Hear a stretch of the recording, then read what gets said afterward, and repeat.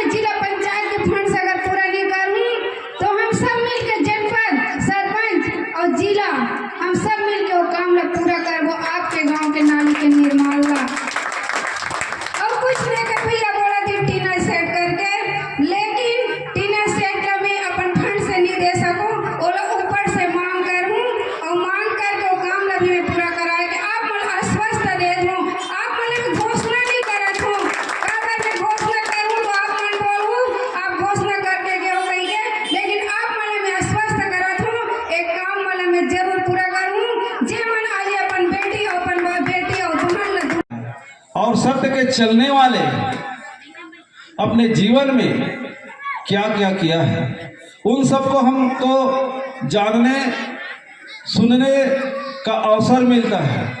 और आप सब लोग मालूम है, संत तो अनेक प्रकार के होते हैं। संत क्या है? संत और ज्ञानी 2 प्रकार के होते हैं। ज्ञानी और संत में बहुत भेद है। ज्ञानी लोग ज्ञान तो बहुत ज्यादा रहता है, लेकिन आक्रोश भी उनके पास रहता है, कहीं भी कुछ भी काम को बिगाड़ देता है अपने ज्ञान के बल पे। तर्क वितर्क में बहुत अंदर घुस जाता है।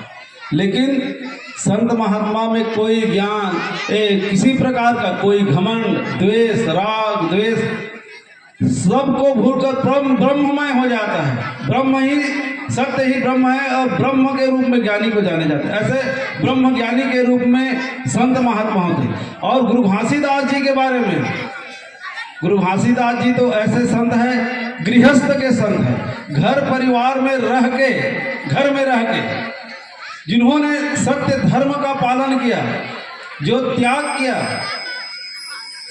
वह सब सीखने के लिए संत महात्मा लोग बाहर में तो कहीं भी संत रहते, लेकिन घर परिवार में रह के अपने जीवन चरित्र को सुधारना है सबसे बड़ी कठिन काम है। काबर की घर में महिला मान, घर परिवार, बेटा बहू के चक्कर में आदमी सब इधर उधर हो जाते हैं।